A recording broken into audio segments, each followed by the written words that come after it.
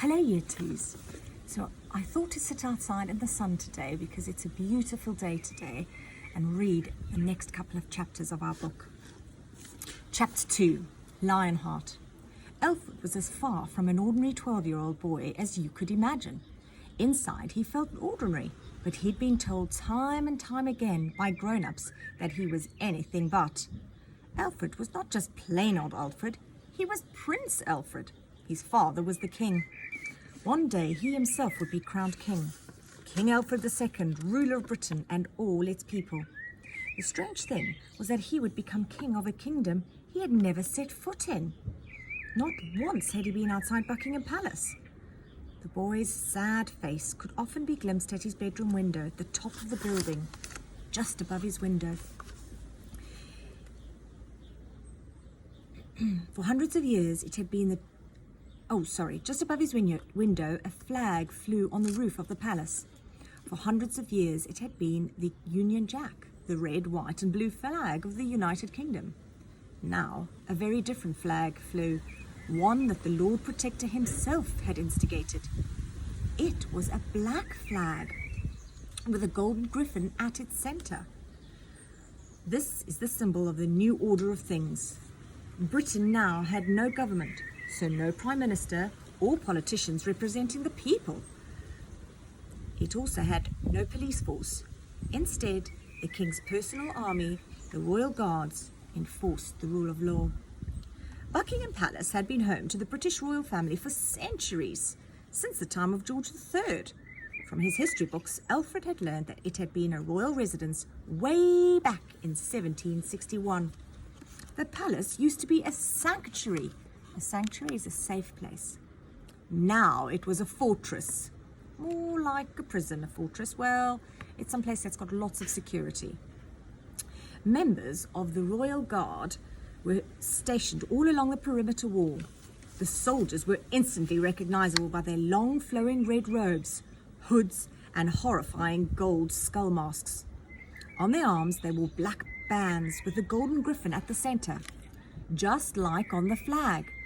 Despite looking almost medieval, the royal guards were armed with laser guns. Just one zap was enough to blast someone into oblivion. These soldiers guarded those who lived inside Buckingham Palace. The palace had seen better days. The carpets were worn and the wallpaper was peeling off the walls, but it was still a special place. The prince's bedroom was furnished only with antiques. He slept on a four-poster bed in silk pajamas, no less, though the bed creaked and the pajamas had holes in them. The palace kitchen was stocked with every dish imaginable, as long as it came out of a tin. There were food stocks to last 100 years or more. Alfred was safe inside the palace. Or so he thought. The boy pressed his face closer to the window as the domed roof of St. Paul's Cathedral caved in. Despite the horror, Alfred couldn't look away. Then, in an instant, he became distracted. There was a commotion in the corridor. He could hear a struggle and shouts just beyond his bedroom door. "Take your filthy hands off me! How dare you! I am your queen!" It was his mother's voice. As fast as he could, which wasn't very fast, Alfred limped across his bedroom and opened the door. The Queen was being held roughly by two members of the Royal Guard. They were meant to protect the royal family, so why were they dragging her along as if she were a criminal? These were strange times, but this was the strangest of all. "Mama!" cried Alfred after her. The Queen was wearing her long lace nightdress and one slipper. Even though she was being manhandled, she was trying to maintain some sense of dignity. This was a lady who prided herself on never having a hair out of place. Alfred had not seen his mother without her hair perfectly lacquered and in a do and her face painted with makeup. Right now, her do was unraveling fast. Instead of makeup, her face was covered with thick night cream. She looked a sight. Alfred idolized his mother, and it was weird seeing her like this. "Alfred!" she shouted over her shoulder, struggling with the soldiers to make them stop. Because their faces were hidden behind gold skull masks, It was impossible to guess what they were thinking. The royal guards remained silent throughout, which only added to the sense that this was a nightmare. "Mama, where are they taking you?" demanded Alfred. "Get back inside your room, Alfred, and lock the door," she shouted back. "But now, and promise me you'll stay there." The boy did not reply. "Promise," she pleaded. I promise," he mumbled. Shocked at what he'd just witnessed, Alfred retreated and slammed his bedroom door shut. Stum! He stood dead still, unable to move. It was as if he were underwater. That too made it feel like being in a nightmare. But this was no nightmare. This was really happening. As if to prove that, tears welled in the boy's eyes and then streamed down his face. His mother, who he loved more than anyone, was being dragged away in the night, and he was helpless to stop it. Alfred looked around his bedroom. There were silver-framed photos of her everywhere. One was she was reading him a bedtime story, one where she was helping him draw a picture, and there she was pushing him on a rocking chair. Can you see the pictures?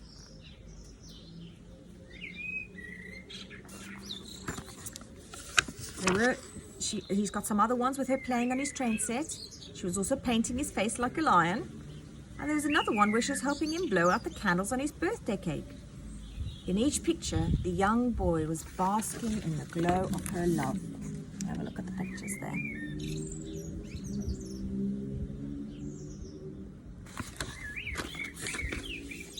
In one of the photos, Alfred was dressed up in a suit of armour as Richard the Lionhearted. Richard I was a heroic king from the 12th century who led crusades in far-off lands. Alfred picked up the picture and studied it. Lionheart. That was his mother's pet name for him. Tears welled in the boy's eyes. He always felt unworthy of that name. He felt nothing like a hero. Having been ill all his life, Alfred was used to being an object of pity. Sometimes he even pitied himself. Tears ran down his cheeks. He felt helpless to stop his mother being dragged away by the royal guards. Other important people had mysteriously disappeared in the night over the years. The Prime Minister, the Chief of Police, the head of the army. Even Alfred's grandmother had suffered the same fate. Lionheart. His mother's voice calling him that name circled around and around in his mind. Lionheart. Lionheart had been a mighty warrior. Alfred needed to summon some of his great